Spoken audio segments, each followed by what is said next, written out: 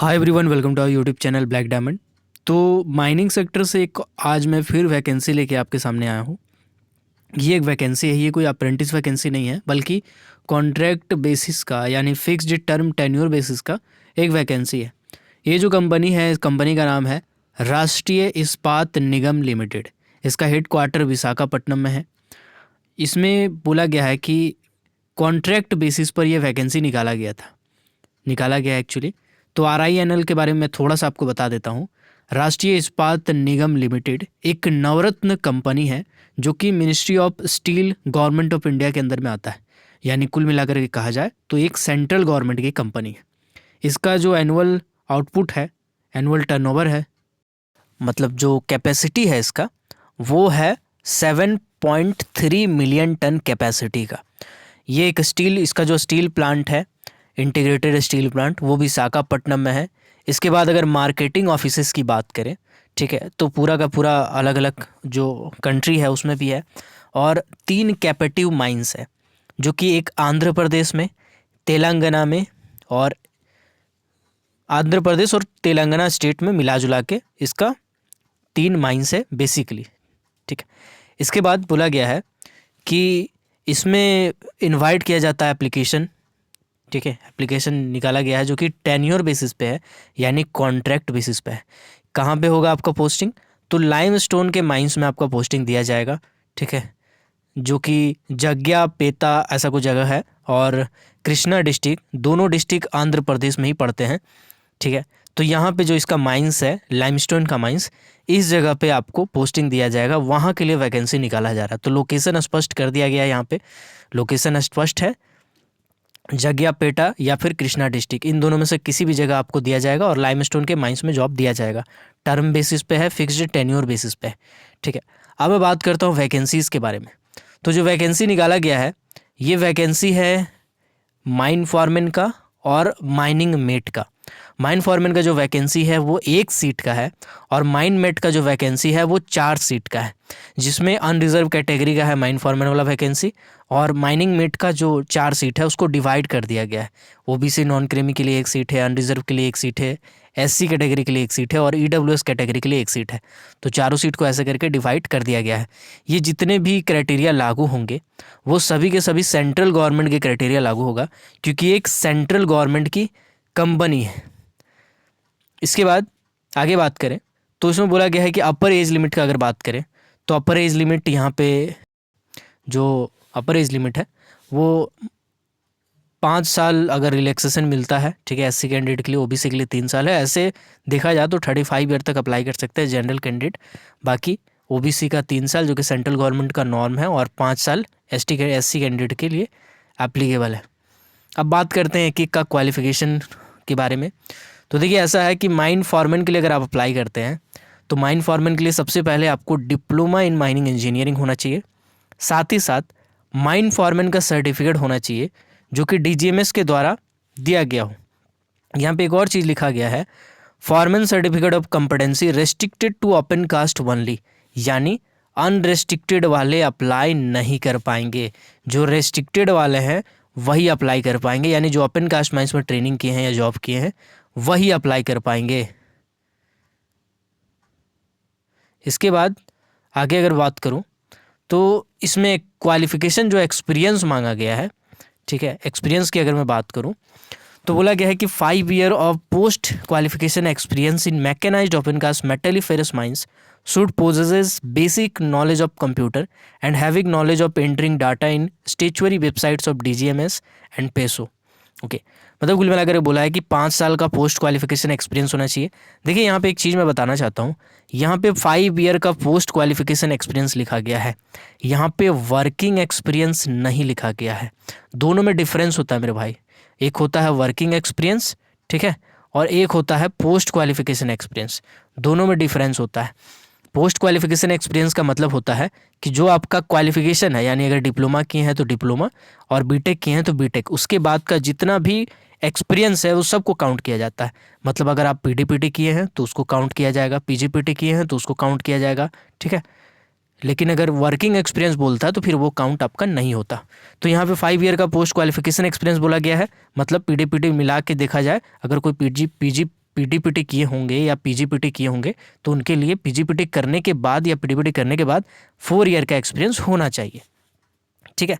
इसके बाद बोला गया है कि कंप्यूटर का बेसिक नॉलेज होना चाहिए, मतलब डीजीएमएस और पेसो का साइट में बेसिकली डाटा एंट्री वाला बेसिक जानकारी होना चाहिए।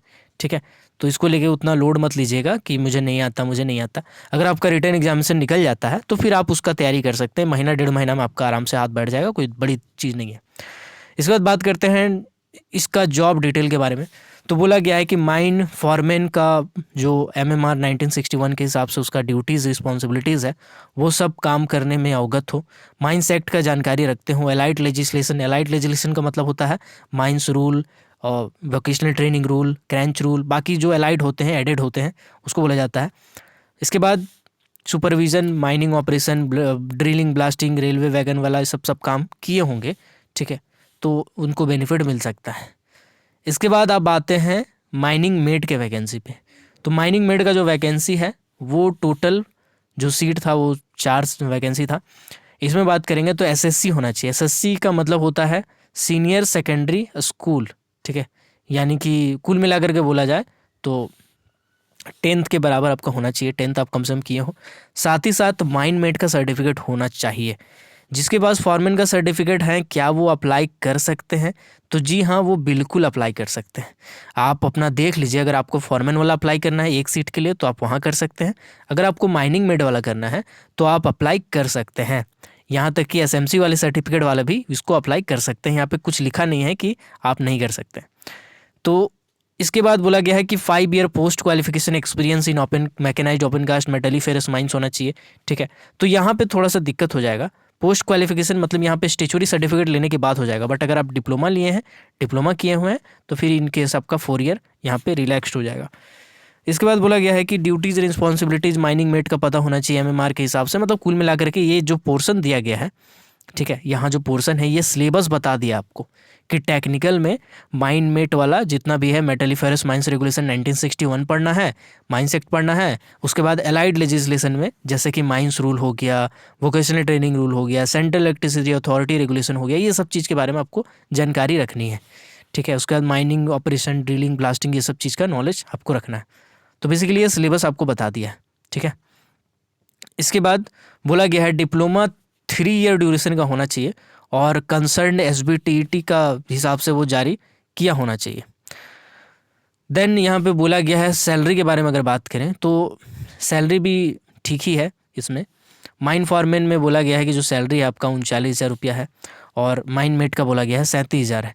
ये रिब्रेंसमेंट अमाउंट बोलते हैं और एचआरए भी अलग से आपको दिया जाएगा, मतलब रहने के लिए जो भाड़ा होता है वो आपको दिया जाएगा। ठीक है। अलग से यहाँ दिया जाएगा। मतलब सैलरी ठीक है, 40 के आसपास है, बहुत ज़्यादा ख़राब भी नहीं है, बहुत ज़्यादा अच्छा भी नहीं है। माइन प्रोडक्शन के हिसाब से इंसेंटिव भी कुछ दिया जाता है S1 ग्रेड के लोगों को, है ना। उसके बाद एनुअल जो है उसमें 5% का इंक्रीमेंट होगा। बाकी ट्रेवलिंग अलाउंसेस है, डेली अलाउंसेस है, ये सब जो अलाउंसेस होंगे वो आपको दिया जाएगा। एकोमोडेशन की बात करेंगे तो कंपनीज़ का जो टाउनशिप है वहाँ पे आपको घर दिया जाएगा रहने के लिए। ठीक है। तो यहाँ पे एक बेनिफिट ये है कि आपको कैंप में नहीं रखा जाएगा बल्कि एक एकोमोडेशन दिया जाएगा रहने के लिए, अच्छा क्वार्टर वगैरह दिया जाएगा। अगर नहीं दिया जाता है तो एचआरए आपको अलग से दिया जाएगा, जो कि ऊपर में बताया गया है जो रेट है 1750 रुपया और 1680 रुपया, इसके हिसाब से दिया जाएगा। वर्किंग आवर 8 घंटा 8 घंटा का रहेगा। ठीक है। ड्यूरेशन ऑफ कॉन्ट्रैक्ट की बात करें तो यहाँ पे थोड़ा सा ध्यान दीजिएगा। यहाँ पे अगर बात करें कितना दिन नौकरी रहेगा भैया, तो यहाँ पे लिखा हुआ है कि कॉन्ट्रैक्ट तो शुरू में 3 साल का बनेगा, जब आप ज्वाइन करेंगे तब से लेकर के 3 साल का कॉन्ट्रैक्ट बनेगा। ठीक है। लेकिन बोला गया है कि मैनेजमेंट की तरफ से फर्दर 2 ईयर का एक्सटेंशन किया जा सकता है, मतलब कम से कम 5 साल का सर्विस तो आपका रहेगा। ठीक है। बाकी बोला गया है कि उसके बाद हो सकता है तो फ्रेश कॉन्ट्रैक्ट भी आपको दिया जाए या फिर आपको निकाला भी जा सकता है। मतलब कम से कम 5 साल मान के चलिए कि आपका रिलैक्स, या में भी बोल दिया है, मतलब बढ़ाएगा ही बढ़ाएगा, उसका जो टर्म होगा वो अपना टर्म के हिसाब से बढ़ा देगा। मेडिकल फैसिलिटी यहाँ पे बोला गया है कि मेडिकल फैसिलिटी अवेलेबल होगा RINL का हॉस्पिटल में। सेल्फ है, डिपेंडेंट है, फैमिली मेम्बर है, सबके लिए तो मेडिकल आपको दे रहा है। ठीक है। लीव बोल रहा है कि 12 दिन छुट्टी दिया जाएगा पूरा साल भर का टेन्योर के अंदर में। ठीक है। तो ये भी एक अच्छी चीज़ है। बाकी PH भी आपको दिया जाएगा, PH तो आपका रहेगा ही, है ना। तो PH मिला के 12 दिन मिला के। ठीक है। इसके बाद बोला गया है कि कभी भी किसी भी टाइम टर्मिनेशन जो है वो आपका कॉन्ट्रैक्ट जो है 2 महीना पहले का इन्फॉर्मेशन दे के राइटिंग में आपका हटाया जा सकता है, निकाला जा सकता है। ठीक है, फिर बोला है कि ऑनलाइन जो एग्ज़ाम होगा वो विशाखापट्टनम में ही होगा, ऑनलाइन टेस्ट लिया जाएगा। ठीक है, तो उसके लिए आपका मेडिकल फिटनेस भी आपका देखा जाएगा। अप्लाई करने की बात करें तो आपको ये वाला जो साइट है इस पे जाना है www.vizagsteel.com, फिर उसमें कैरियर टैब में जाना है। ठीक है इसमें जाने के बाद कैरियर टैब में जाना है। देन इसके बाद आपको फिर अप्लाई करना है। 26/1/2022 से एप्लीकेशन स्टार्ट हो चुका है और 9 फरवरी को लास्ट डेट है, मतलब डेट बहुत कम है, तो इसको थोड़ा ध्यान रखिएगा। 9 तारीख तक मात्र आपका डेट है।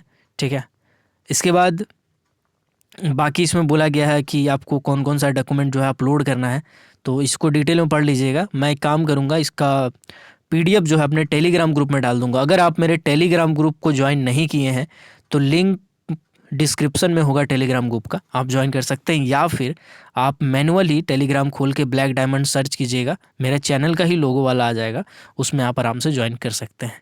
ठीक है, इसके बाद कुछ जनरल कंडीशंस भी दिए गए हैं कि TADA आपको दिया जाएगा, ऑनलाइन टेस्ट, जॉब स्किल, सब चीज़ के लिए नहीं दिया जाएगा बेसिकली, सॉरी। और बाकी रिजेक्शन कभी भी हो सकता है, ऐसा ऐसा जो चीज़ है वो सब लिखा गया है इसमें। बाकी आप इस PDF को अच्छे से ध्यान से पढ़िएगा, आपको पता चल जाएगा। और एक चीज़, कोई भी अगर मेटल माइंस के हैं, चाहे आप माइन फॉरमैन के हैं, चाहे आप माइनिंग मेट के हैं, आप एक बार कमेंट सेक्शन में कमेंट करके ज़रूर बताइएगा, माइन फॉरमैन के हो या माइन मेट के हो, कमेंट सेक्शन में कमेंट करके ज़रूर बताइएगा। मेटल माइनिंग के लिए मैं कुछ चाहता हूँ कि कुछ करूँ आप लोगों के लिए। ठीक है, तो मैं देखना चाहता हूँ कि कितने स्ट्रेंथ है। ठीक है, उसके हिसाब से आपको इसका एक अच्छा बेनिफिट भी हो सकता है आने वाले टाइम में देखने को मिले। तो मिलते हैं अगले वीडियो में, तब तक के लिए keep watching, keep supporting, till then, जय हिंद।